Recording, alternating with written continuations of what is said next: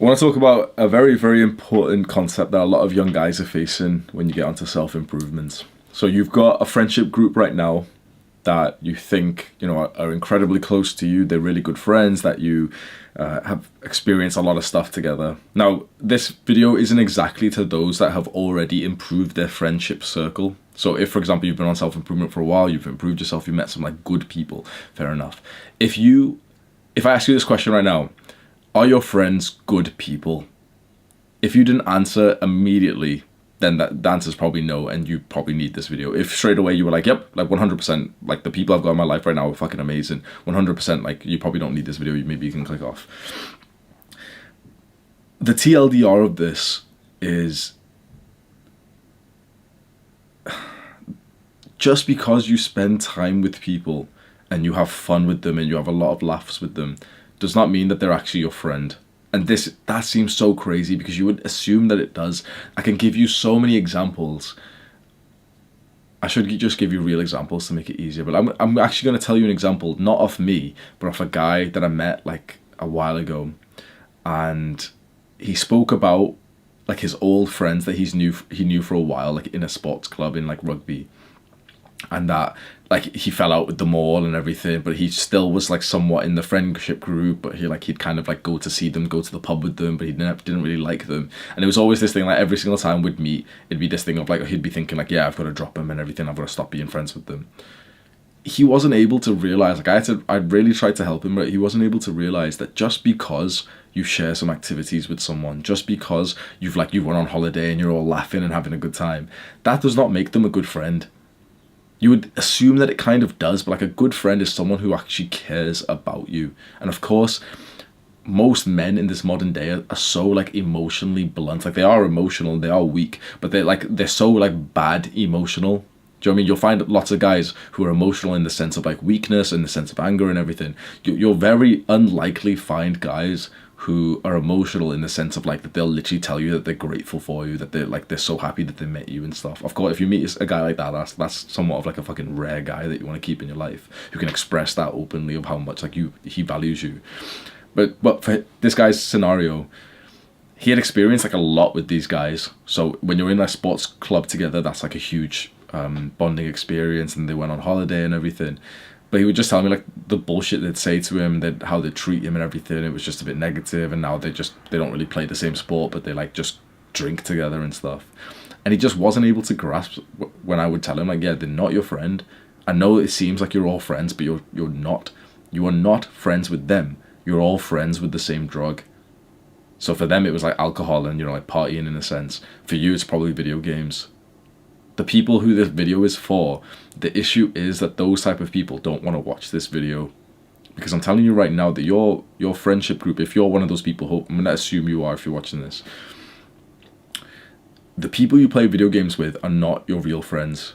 Because the way to like find this out, if this person is your real friend or not, is simply, would we continue being friends? Would we continue speaking every day if we stopped doing the drug together? Video games is a drug, don't be a pussy. So if you've got a group of video game friends and you're on Discord every day playing fucking Valorant or League of Legends or something with them, and you ask yourself this question, of course you're going to say, oh no, yes we would. I'd still join the Discord and we'd still be friends. No, you fucking wouldn't. There really is an issue with this, because your perception of your friendship is going to be very different from someone who's on the outside looking into it.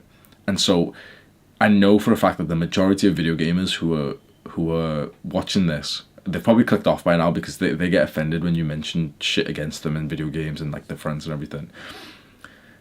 If you, for example, were friends with them in person and you were good friends and then you started playing video games with them, they might actually continue to be your friends after you quit playing video games. But for most people, the real dynamic of exactly what happens is that, let's say you stop playing video games because you're on self-improvement, you don't want to be a loser anymore. And you still want to be friends with these people because, they're still like the only friends you have and you don't have that much respect for yourself. So you hop back onto the Discord server and everyone's shouting and stuff and everyone's playing the game and you're just kind of sat there a bit awkwardly and like you're trying to make everyone laugh, but like they're focused on the game and everything. And it's just a bit annoying to be in a call with someone who's like saying like, oh yeah, like recall. Yeah, get the tower. So it's a bit awkward in that sense. Maybe you still have some conversations with them and it sounds good, but you start branching away. And the exact same thing happens with drugs. We as young men who are lonely as fuck. We don't want to admit this. I hope that the people, like, I keep thinking to myself, like, yeah, there's no point making this video because the people who need to hear this video will click off, because the people who really need to hear this video are the people who are deeply, deeply, deeply just believe that they are truly friends with those people. So I feel like right now, the only people who are really watching this are the people who are going to agree with me, and they're going to comment like, oh yeah, Hamza's right. Like, I had these friends, but they're not really my friends. I'm trying to, like, to be honest, maybe we can change the not the topic, but like the purpose of this video almost, because I know for a fact the only people who are agreeing with me and watching this are the people who are going to say like, oh yeah, Hamza's right because I experienced this myself. And so you're kind of watching this and you would be given the same advice. But the thing is, the people who need to listen to this advice won't take it. So almost we can use this as an opportunity to think of like, how can we help those guys? How can we help a guy right now who doesn't have many friends? He's got a group of friends on Discord. He's got a group of friends, maybe like a separate guy. This other guy, he's got a group of friends that he does drugs with, that he smokes with. He doesn't have any other friends, so of course he's in a level of like scarcity. How do we actually truly convince that guy without making him resent us and, you know, making him like not listen to us, that he's not truly friends with these people and that his life will just infinitely get better once he leaves them? Because so far, I'll be completely honest, this is actually something that I've not really been successful in helping young guys with, you know, to like leave their friendship group or anything that's not good for them. It generally takes them like for Sam, our video editor, it's taken like months and months and months to make any kind of progress on this, because it's just incredibly hard to have an attachment to a couple of people, and you know, you truly think you're friends with them because you've told stories and you've opened up and everything. It's only once you kind of leave the circle and you've been away for a couple of months and you make some new friends, that's when you realize that those people were just fucking trash. They were truly not your friend.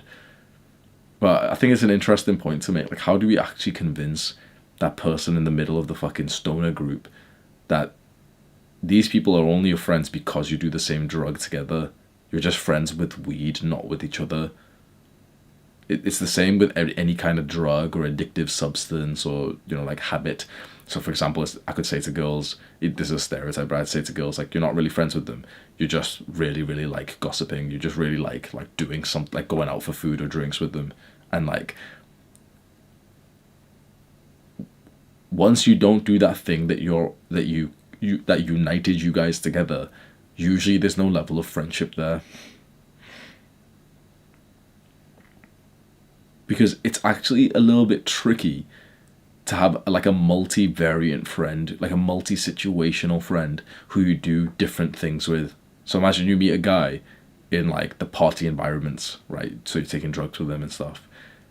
But then this guy becomes a true friend because you also go to the gym, because you also go and like study together, and then you also make a business. You know, you've branched out into different situations. So this guy would probably be a friend, especially if like you got into like deep conversations with him. But most of us stay in pretty much the same situation. So it would be like playing video games, or, you know, just hopping on Discord calls with each other, or taking the same drugs, or going to the same sports club. And you truly think you're friends with them up until you take a big step back and you realize like life goes on. They're still taking the same drug. They're still playing the same video games. I wish that I could drill this into so many young guys who are just staying in the same friendship group, because those quotes are so true. Like, you are the middle of the 5 people you spend time with. You don't realize how much you are influenced by the people around you. And so if the people around you are doing bad habits, so will you. And you might think that you're the exemption. Every guy thinks that he's the exemption to this rule, that he can still be friends with the guys who are like doing nothing with their lives. He can still be friends with the guys who are like playing video games and stuff. You think of the exemption, you slowly creep back into it. Of course you do.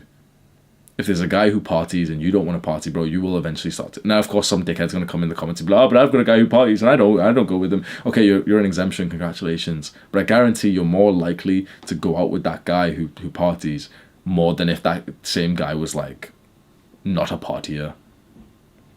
Because if we're about to do something, we are way more likely to do it if there is someone we like who's also doing it. That's common sense, is conformity. It's a level of like just pure inclusion. And so if you're trying to take a step back from video games and you've been totally ingrained in that lifestyle, but you're still friends with the same guys because, you know, they're your only friends and they are good people, Hamza, like, it's going to be tricky for you. You're going to keep going back into that Discord server because you need a level of like validation and everything. an interesting point also is that, you know, now people start to think, okay, yeah, maybe I shouldn't be friends with them, but what I'll do is like I'll stay friends with them up until I have like new friends so I can branch out. That honestly doesn't seem to work for anyone that I've known, because you only have so much mental capacity. Like you only have like the capacity for so much in your life. So it was this idea that if you're currently, let's say like with a girl, right, and you're dating a girl who's not really good for you, if you're currently with her, it's morally wrong, but it's also just incredibly hard to then go and get like a different girl to make progress elsewhere. The same with friends. If you're currently friends with like a bunch of guys who play video games, it's way harder to make new friends who are improved whilst you're friends with your original people. Does that make sense? Like if you're still revolved, if you're still like in this group of the guys who are spurgs and play video games, it's way harder for you to make a new friendship group whilst you're still in this group, harder than it is if you just went solo for a while. Because not only is it this thing of like mental capacity and also the need for it, because if, for example, you're still hopping on video calls with like your video game friends 3, 4, 5 times a week, you'll have less of a need to make new friends. So there's like the necessity part. But it's also that thing of like your self-image, your identity and your habits, that the people that you want to be friends with probably wouldn't want to be friends with you. Let's say with drugs, for example, you're a stoner, right? So you've got your stoner group, but you want to meet new people who are really into the gym. But it's going to be harder for you if you stay friends with the stoner group instead of going like the lone way. And I usually never promote like the lone warrior, the lone wolf type of thing. But sometimes you do have to. Don't stay like that. Staying like that is a fucking disgusting life, in my opinion. It's like, I couldn't imagine much which is sadder than like just staying alone and not making friends or family or not meeting loved ones and everything.